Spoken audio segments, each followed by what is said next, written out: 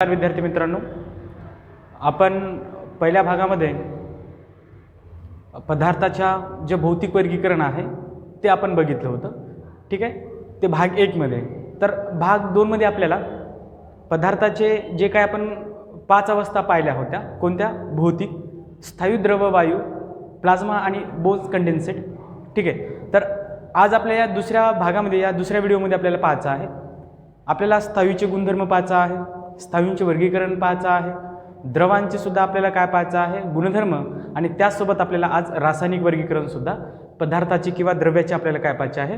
रासायनिक वर्गीकरण पाहायचे आहे मित्रांनो. ठीक आहे, आणि ज्यांना हे दुसरं जर व्हिडिओ जर समजायचे असेल तर कृपया सर्वांनी पहिला भाग बघावा, जो आपण भौतिक वर्गीकरण आपण पाहिलं होतं, स्थायू, द्रव, वायू, प्लाझ्मा आणि बोन्स आइन्स्टाईन. त्यांनी सर्वांनी तो पहिला व्हिडिओ बघावा आणि नंतर दुसऱ्या व्हिडिओ. मग आज दुसऱ्या व्हिडिओमध्ये आपण बघणार आहोत द्रवांचे वर्गीकरण, म्हणजे स्थायूचे वर्गीकरण काय आहे, त्यांचे गुणधर्म काय आहे, त्यानंतर द्रवांचे आपण काय पाहणार आहोत? गुणधर्म पाहणार आहोत. आणि त्यासोबतच आपण जे काही रासायनिक वर्गीकरण आहे द्रव्याची किंवा पदार्थाची, ठीक आहे, ते आपण पाहणार आहोत. ठीक आहे मित्रांनो, चला तर आपण स्टार्ट करूया आज आपल्या दुसऱ्या भागाला.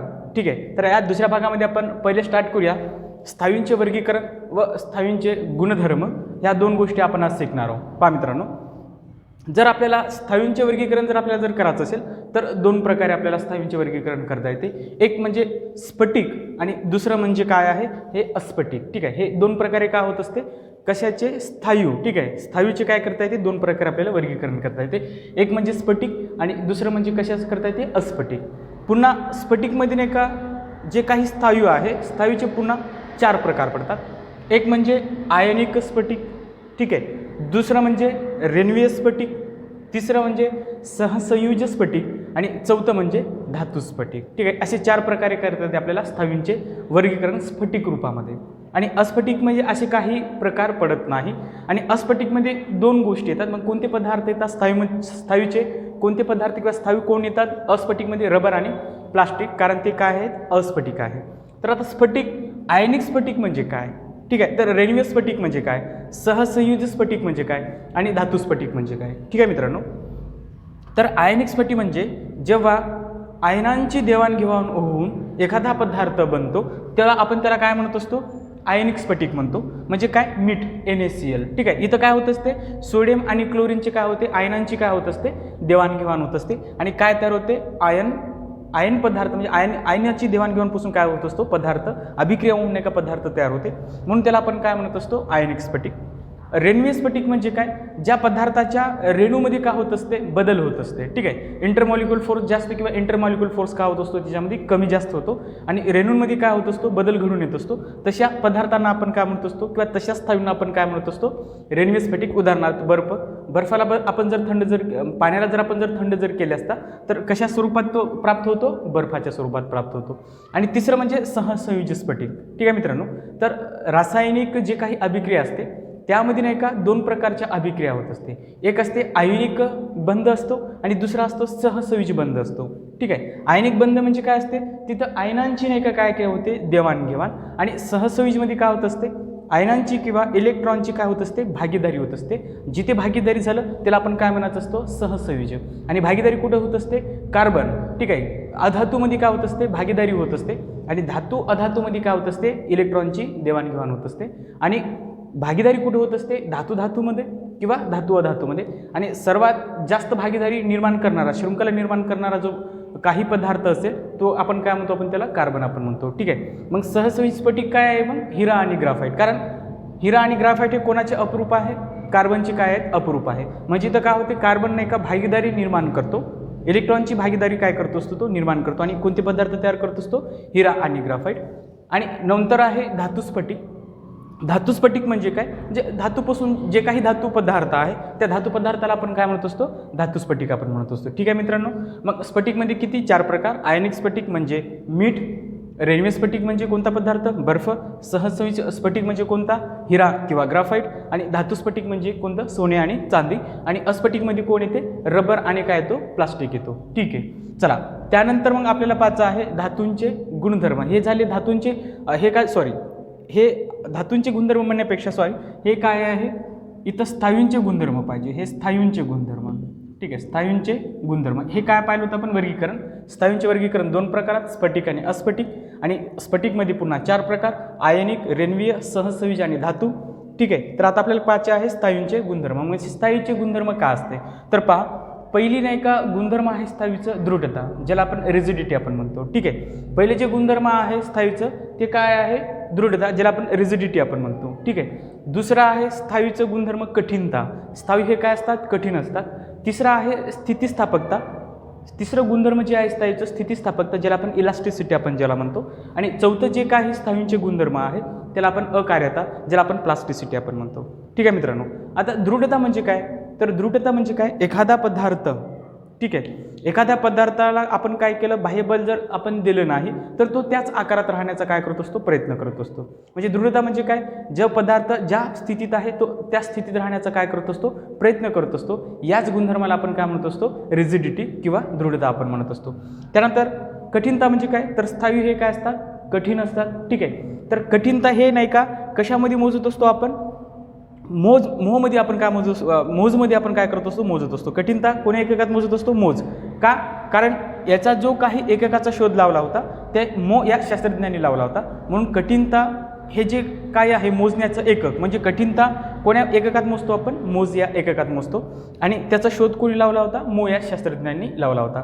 मग पहा, सगळ्यात जर कठीण जर असेल, जगातला सर्वात जर स्थायू पदार्थ जर किंवा कोणता कठीण जर असेल तर तो आहे हिरा. कारण त्याची काठीण किती आहे, काठीण्य पातळी किती आहे 10 मोज आहे. त्यानंतर दुसरा जर कठीण पदार्थ जर आपण जर बघितला तर सिलिकॉन कार्बाईड आहे. त्याचं नाही का कठीणतेचं एकक म्हणजे तो कठीणता किती आहे 9 मोज. आणि तिसरा जर आपण जर बघितला कठीण पदार्थ तिसरा आहे क्वार्ट्ज, जे किती आहे 8 मोज आहे. ठीक आहे मित्रांनो. मग हे आहे स्थायूंचे काय आहे गुणधर्म. आणि आपण आज काय पाहिलं वर्गीकरण. मग स्थायूंचे वर्गीकरण स्फटिक आणि अस्फटिक, त्यामध्ये पुन्हा आयनिक स्फटिक, रेणवीय स्फटिक, सहसंयोजी स्फटिक आणि धातू स्फटिक हे 4 प्रकार पडतात. स्फटिकमध्ये असं काही प्रकार पडत नाही. आणि स्थायूंचे गुणधर्म किती, एक दृढता, दुसरं कठीणता. चला आता त्यानंतर कोणता आहे स्थितिस्थापकता, ज्याला आपण इलास्टिसिटी आपण म्हणतो. ठीक आहे. इलास्टिसिटी म्हणजे काय तर एखाद्या पदार्थाला किंवा एखाद्या पदार्थावर आपण बाह्य बल दिले असता त्या पदार्थाच्या आकारामध्ये काय होतो तो बदल होतो, चेंज होतो.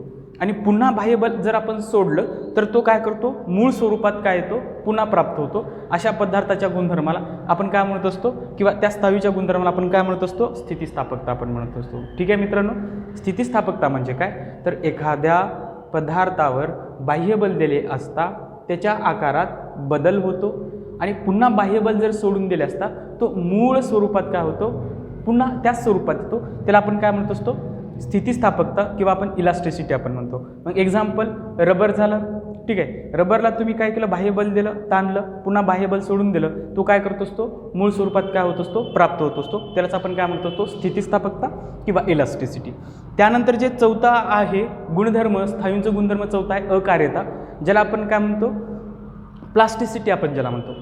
याच्या सारखंच पण थोडं याच्या काय असते चेंज असते. अकार्यता याच्या काय असते थोडंसं चेंज असते. मग अकार्यता म्हणजे काय, जसं आपण स्थितिस्थापकतेला आपण डेफिनेशन केली होती तशीच पण थोडीशी वेगळी आहे. मग अकार्यता म्हणजे काय तर एखाद्या पदार्थाला बाह्यबल दिले असता त्याच्या आकारात काय होते बदल होते, परंतु बाह्यबल जर सोडले असता किंवा काढून घेतले असता तो मूळ स्वरूपात पुन्हा तो त्याच स्वरूपात येत नाही. म्हणजे त्याला आपण काय म्हणायचं अकार्यता. म्हणजे काय बाह्यबल दिला आकारात बदल झाला परंतु बाह्यबल सोडून दिल्यानंतर किंवा काढून टाकल्यानंतर तो मूळ स्वरूपात येत नाही, त्याला आपण काय म्हणायचं अकार्यता. एक्झाम्पल पॉलिथिन आहे.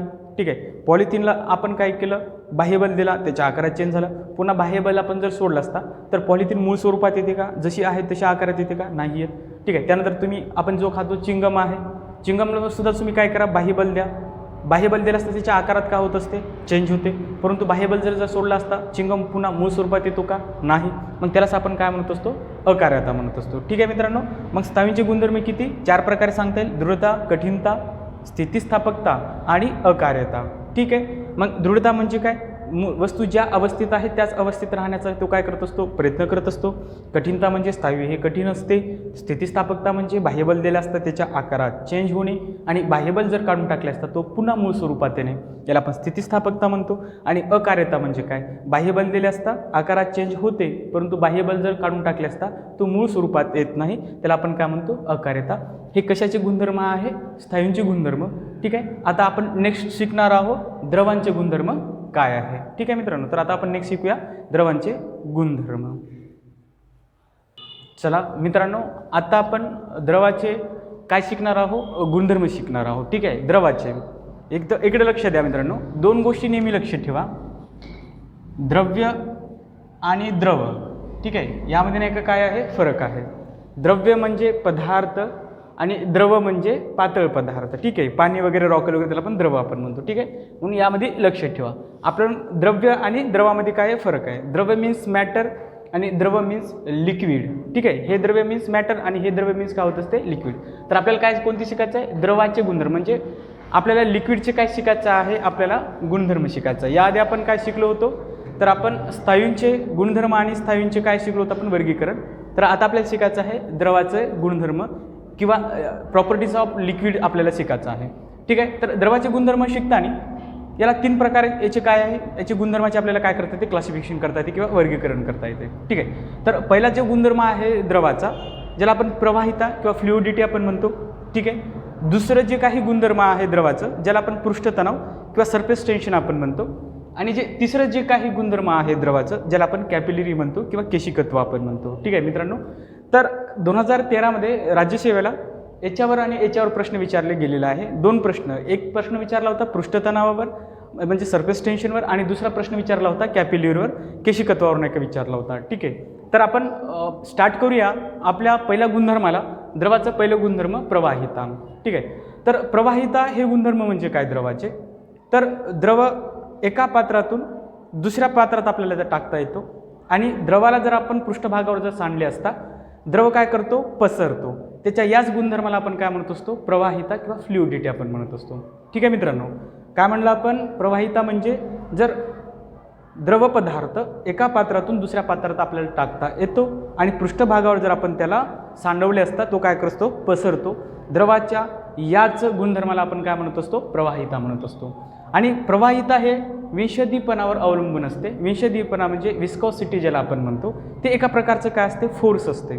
आणि त्या फोर्समुळे काय होत असते, द्रवामध्ये चिकटपणा काय होत असतो, निर्माण होत असतो. कशामुळे, विषदीपणामुळे. ठीक आहे, आणि द्रवाचे जे काही प्रवाहिता हे जे गुणधर्म आहे ते कशावर अवलंबून असतो, प्रवाहिता आपण समजून घेऊया. ठीक आहे, प्रवाहिता म्हणजे काय, तर द्रवाचा असा गुणधर्म जो एका पात्रातून दुसऱ्या पात्रात आपल्याला त्याला सहज टाकता येते, आणि त्याला जर आपण पृष्ठभागावर टाकले असता, तो काय करतो, पसरतो. द्रवाच्या याच गुणधर्माला ठीक आहे आपण काय म्हणत असतो, प्रवाहिता म्हणत असतो किंवा फ्लुइडिटी आपण म्हणत असतो. आणि हे जे काही फ्लुइडिटी आहे, प्रवाहिता आहे, हे कशावर अवलंबून असते, विषदीपणा. हे एक फोर्स आहे. ठीक आहे, एक बल आहे, ज्याला आपण विस्कॉसिटी फोर्स आपण ज्याला म्हणतो, विषदीपणाला. आणि विषदीपणामुळे द्रवात काय निर्माण होत असते, चिकटपणा निर्माण होत असते. ठीक आहे, द्रव काय होत असतो, चिकट निर्माण म्हणजे चिकट होत असतो. कशामुळे, विषदीपणावर. मग पहा मित्रांनो, ज्या द्रवामध्ये विस्कॉसिटी किंवा विषदीपणा कसा असतो, जास्त असतो, त्या द्रवाची प्रवाहिता काय असते, कमी असते. म्हणजे यांच्यामध्ये काय असते, इनडायरेक्टली प्रोपोर्शनल संबंध असतो. ठीक आहे, म्हणजे विषदीपणा जर आपण वाढवला, म्हणजे विस्कॉसिटी जर वाढवला, तर द्रवाची प्रवाहिता काय होत असते, कमी होत असते. आणि दुसरं, विषुद्धीपणा, एखाद्या द्रवामध्ये विस्कॉसिटी किंवा विषुद्धीपणा आपण काय केलं, कमी केलं, तर त्या द्रवाची प्रवाहिता कशी होते, वाढत असते. ठीक आहे, उदाहरणार्थ आपण पाणी पृष्ठभागावर आपण सांडवले आणि दुसऱ्या बाजूला आपण मध आपण सांडवलं, तर कोण जास्त पसरणार, तर पाणी जास्त पसरणार. का, कारण पाण्यामध्ये काय कमी आहे, विषदीपणा कमी आहे किंवा विस्कॉसिटी फोर्स कसा आहे, कमी आहे, म्हणून पाणी हे काय करणार, जास्त पसरणार. म्हणजे पाण्यामध्ये चिकटपणा कसा आहे, कमी आहे, तर मधामध्ये चिकटपणा कसा आहे, जास्त आहे. म्हणजेच काय, मधामध्ये काय जास्त आहे, विस्कॉसिटी फोर्स किंवा विषदीपणा कसा आहे, जास्त आहे, म्हणून त्या मधाची प्रवाहिता कशी झाली आहे, कमी झाली आहे. ठीक आहे मित्रांनो, आणि जे काही विस्कॉसिटी जेव्हा आपण विषदीपणा म्हणतो, त्याला newton into second metre per स्क्वेअरमध्ये आपण मोजतो. म्हणजे त्याचं एकक काय आहे, विषुद्धीपणाचं, newton into second metre per square. हे झालं द्रवाचं पहिलं गुणधर्म. ठीक आहे, दुसरं गुणधर्म जे काय आहे द्रवाचे, ज्याला आपण काय म्हणतो, पृष्ठतणाव किंवा सरफेस टेन्शन आपण म्हणतो. सरफेस टेन्शन म्हणजे काय, द्रवाला बाह्यबल नसताना म्हणजे द्रव काय असतो, नेहमी ताणलेल्या स्वरूपात असतो. ठीक आहे, म्हणजे द्रव हे ताणलेल्या स्वरूपात असणे म्हणजे काय असणे, द्रवाचं हे काय असतो, पृष्ठतणाव असतो, सरफेस टेन्शन असतो. आणि सरफेस टेन्शनवर नाही का प्रश्न विचारला आहे. आणि सरफेस टेन्शन हे द्रवामध्ये फोर्स असल्यामुळे नेहमी पाण्याचा थेंब कसा पडत असतो, गोल पडत असतो. आणि यावर प्रश्नसुद्धा नाही का राज्यसेवेवर आलेला आहे. मग पृष्ठतणाव म्हणजे काय, तर नेहमी द्रव कसा असतो, ताणलेल्या स्वरूपात असतो. तर त्याला आपल्याला दोन प्रकारे आपल्याला नाही का समजून घेता येईल. पृष्ठतणाव म्हणजे काय, सरफेस टेन्शन म्हणजे काय. ठीक आहे, तर एक म्हणजे या प्रकारे सुद्धा आपल्याला समजून घेता येईल आणि एक म्हणजे या प्रकारे आपल्याला समजून घेता येईल. तर पृष्ठतणाव म्हणजे आपण त्याची डेफिनेशन आपल्याला कशी साधी करता येते पहा. तर पृष्ठतणाव म्हणजे आपल्याला असंही सांगता येते पहा, द्रवाच्या एकक लांबीनुसार, ठीक आहे, त्याच्या पृष्ठभागावर काढलेल्या काल्पनिक रेषे काटकोनात लागलेल्या बलास आपण काय म्हणत असतो, पृष्ठताण म्हणत असतो किंवा पृष्ठतणाव आपण म्हणत असतो. म्हणजे काय, द्रवाचा पृष्ठभाग आहे, ठीक आहे, त्यामध्ये आपण काय केली, एक काल्पनिक रेषा आपण काढली आणि त्या काल्पनिक रेषेमध्ये नाही का, त्या काल्पनिक रेषेवर नाही का कसा बल लागला आहे, काटकोनाच्या स्वरूपात लागला आहे, काटकोनाच्या स्वरूपात लागला आहे.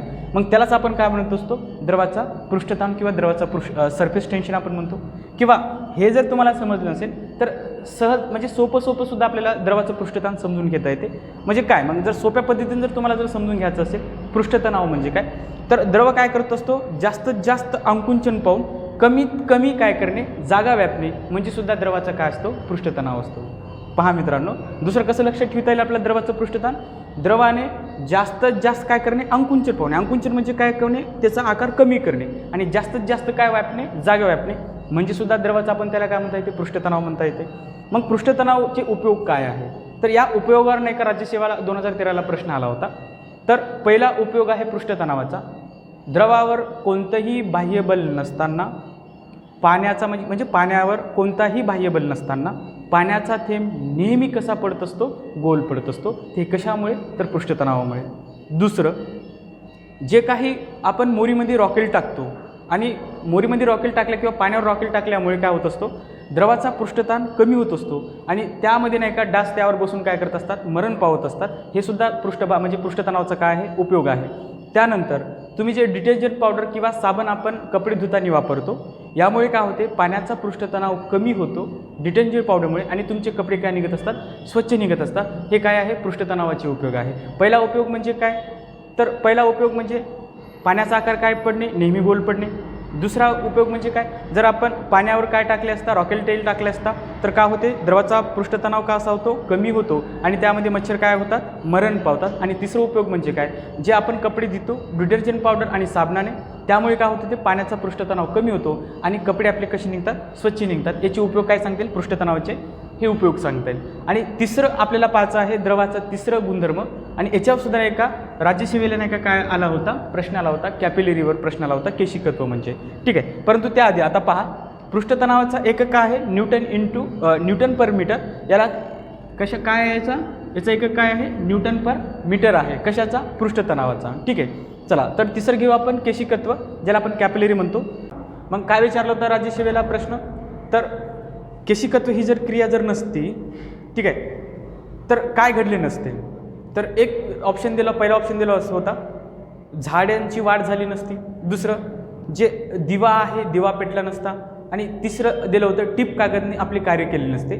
तर हे तिन्ही बरोबर काय आहे, तिन्ही ऑप्शन बरोबर आहे. जर केशिकत्व जर नसतं तर हे तिन्ही सुद्धा काय घडले नसते, हे कार्य घडले नसते किंवा ह्या तिन्ही गोष्टी झाल्या नसत्या. कारण केशिकत्व म्हणजे काय, तर जी काही आपली परीक्षा नळी आहे, परीक्षा नळी आपण जर एखाद्या द्रवात जर बुडवली तर त्या द्रवामध्ये द्रवाची पातळी वाढणे किंवा कमी होणे, याच गुणधर्माला आपण काय म्हणत असतो, द्रवाचे केशिकत्व हे गुणधर्म आपण म्हणत असतो, कॅपिलरी आपण म्हणत असतो. ठीक आहे, मग कॅपिलरी समजून घेण्यासाठी तुम्हाला दोन गोष्टी मित्रांनो समजून घ्यायच्या आहे. एक आहे अँगल ऑफ कॉन्टॅक्ट कशाला म्हणतात आणि दुसरा आहे द्रवाचा पृष्ठभाग. ठीक आहे, डेफिनेशन काय आहे केशिकत्वाची, जर एखादी परीक्षा नळी आपण द्रवात बुडवली असता द्रवाची पातळी वाढणे किंवा कमी होणे, याच क्रियेला आपण काय म्हणत असतो, केशिकत्व क्रिया आपण म्हणत असतो. ठीक आहे, मग यासाठी आपल्याला काय समजून घ्यावं लागेल मित्रांनो, दोन गोष्टी. एक म्हणजे अँगल ऑफ कॉन्टॅक्ट काय असतो आणि दुसरं म्हणजे काय आहे, तर द्रवाचा पृष्ठभाग. या दोन गोष्टीवर नाही का काय आधारलेले असते, केशिकत्व क्रिया नाही का आधारलेली असते. इथं पहा, तर तुम्हाला मी समजून सांगतो अँगल ऑफ कॉन्टॅक्ट काय आहे आणि द्रवाचा पृष्ठभाग काय आहे. ठीक आहे मित्रांनो, तर अँगल ऑफ कॉन्टॅक्ट काय इथे तुम्हाला समजून सांगतो.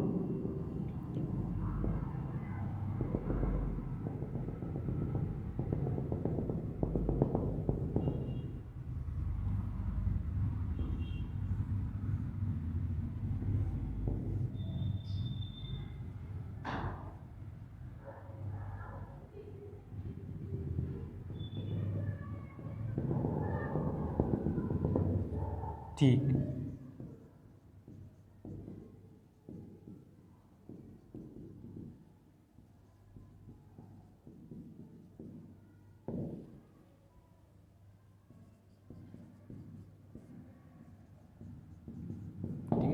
Angle of contact. पहा मित्रांनो, अँगल ऑफ कॉन्टॅक्ट म्हणजे काय, तर जेव्हा द्रव स्थायूच्या संपर्कात येत असतात, ठीक आहे, त्यांच्या स्पर्शबिंदू केला, ठीक आहे, त्यांच्या स्पर्शबिंदू म्हणजे जिथे ते स्पर्श होत आहे त्या स्पर्शबिंदूला आपण काय म्हणत असतो, आपण अँगल ऑफ कॉन्टॅक्ट आपण म्हणत असतो.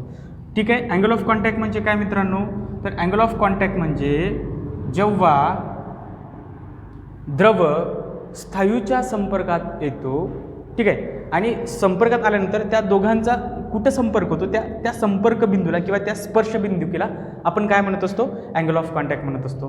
ठीक आहे, जेव्हा मग अँगल ऑफ कॉन्टॅक्ट 90 अंशापेक्षा काय राहील, जास्त राहील, तेव्हा द्रवाची पातळी काय होईल, कमी होईल. तेव्हा द्रवाची पातळी काय होईल, द्रवाची पातळी काय होणार, कमी होणार. कशाची, द्रवाची पातळी नाही का काय होणार, कमी होणार.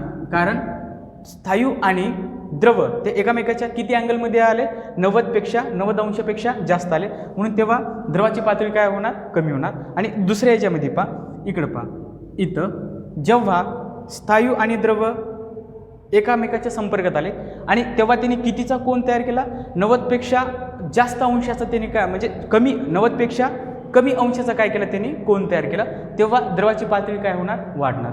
म्हणून दोन गोष्टी लक्षात ठेवा, जेव्हा स्थायू आणि द्रव एकामेकाच्या संपर्कात येतो आणि जेव्हा त्यांनी 90पेक्षा जास्त अंश कोन निर्माण केला तेव्हा द्रवाची पातळी काय होणार, तिथं कमी होणार. आणि जेव्हा 90पेक्षा कमी नाही का अंश नाही का तयार करतील दोघं, कोण, द्रव आणि स्थायू, तेव्हा द्रवाची पातळी काय होणार, वाढणार. यालाच आपण काय म्हणत असतो, अँगल ऑफ कॉन्टॅक्ट म्हणत असतो. त्यानंतर ही एक गोष्ट, त्यानंतर दुसरी गोष्ट महत्त्वाची मित्रांनो, कशासाठी, केशिकत्व समजून घेण्यासाठी, म्हणजे पातळी वाढते किंवा कमी.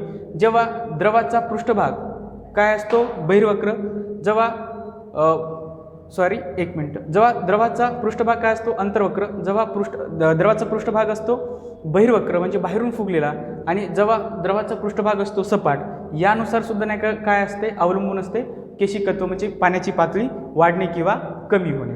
ठीक आहे मित्रांनो, जेव्हा द्रवाचा म्हणजे आकार सपाट असतो, म्हणजे जेव्हा द्रवाचा पृष्ठभाग सपाट असतो तेव्हा पृष्ठताणामुळे दोन्ही विरुद्ध बल, ठीक आहे, दोन्ही विरुद्ध बल एकामेकास काय असते, ते विरुद्ध असते आणि कसे असते, समान असते. त्यामुळे पाण्याची पातळी इथं काय होत नाही, वाढतही नाही आणि काय होत नाही, कमी होत नाही. ठीक आहे, ह्या गोष्टी लक्षात ठेवायचं. जेव्हा द्रवाचा पृष्ठभाग काय असेल, सपाट असेल, त्या का होणार, सपाट असल्यामुळे काय होणार, पृष्ठताण ह्या बलामुळे काय होणार, दोन्ही विरुद्ध बल कसे लागणार, सारखे लागणार. म्हणून द्रवाचा जे पातळी आहे वाढणार सुद्धा नाही आणि कमी सुद्धा होणार नाही. दुसरं, जेव्हा द्रवाचा पृष्ठभाग काय राहणार, अंतर्वक्र राहणार, म्हणजे आतून नाही का काय आहे, वाकलेला असं अंतर्वक्र राहणार. तेव्हा काय होणार, वरच्या दिशेने बल लागणार आणि खालच्या दिशेने काय होणार, दाब कमी लागणार. म्हणजेच काय, जेव्हा द्रवाचा पृष्ठभाग अंतर्वक्र असेल तेव्हा द्रवाची पातळी काय होणार, वाढणार, म्हणजे बल कोण्या दिशेने लागणार, वरच्या दिशेने. आणि जेव्हा द्रवाचा पृष्ठभाग बहिर्वक्र म्हणजे बाहेरून फुगलेला राहणार तेव्हा द्रवाची पातळी काय होणार, कमी होणार, कारण तेव्हा बल कुणीकडे लागणार, खालच्या दिशेने लागणार. यालाच आपण काय म्हणतो, द्रवाचा पृष्ठभाग. म्हणून केशिकत्व ही क्रियासाठी दोन गोष्टी महत्त्वाच्या, अँगल ऑफ कॉन्टॅक्ट आणि त्यानंतर द्रवाचा पृष्ठभाग. आणि द्रवाचा पृष्ठभागमध्ये तीन गोष्टी, जेव्हा द्रवाचा पृष्ठभाग सपाट असतो तेव्हा द्रवाची पातळी वाढणारही नाही, कमी होणार नाही, कारण ते सेम राहणार. जेव्हा द्रवाची पातळी पृष्ठभाग अंतर्वक्र राहणार तेव्हा काय होणार, द्रवाची पातळी वाढणार, कारण बल कोण्या दिशेने लागणार, वरच्या दिशेने. पृष्ठताण बल हा कोणीकडे लागणार, वरच्या दिशेने.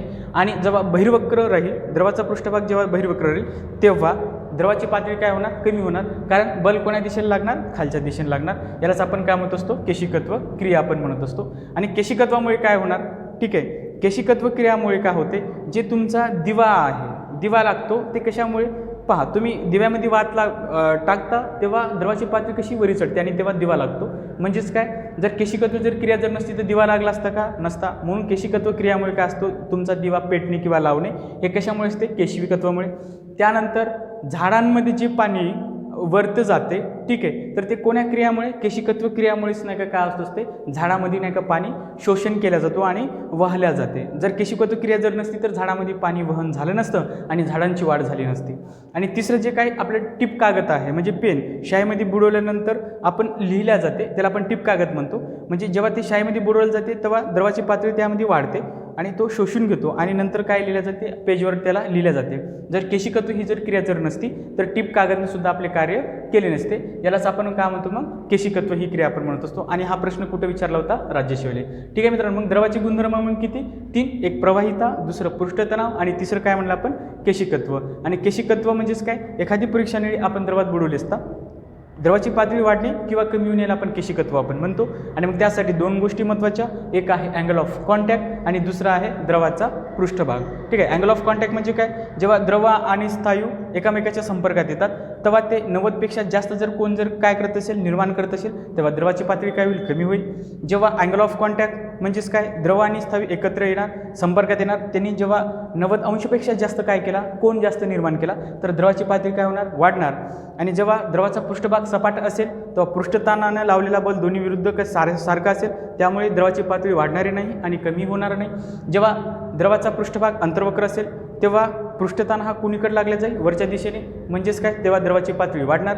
आणि जेव्हा द्रवाचा पृष्ठभाग बहिर्वक्र असेल तेव्हा पृष्ठताणामुळे लागलेला बल कोण्या दिशेने असेल, खाली असणार, आणि म्हणजेच तेव्हा द्रवाची पातळी काय होणार, कमी होणार. यालाच आपण काय म्हणतो, द्रवाचे गुणधर्म. आणि आता आपल्याला नंतर शिकायचं आहे जे काही द्रवाचे नाही, द्रव्याचे किंवा पदार्थाचे आपल्याला काय शिकायचं आहे, रासायनिक काय शिकायचं आहे, वर्गीकरण शिकायचं आहे. ठीक आहे मित्रांनो, आपण पाहूया नेक्स्ट. आता काय पाहूया आपण, रासायनिक वर्गीकरण कोणाचे, पदार्थाचे.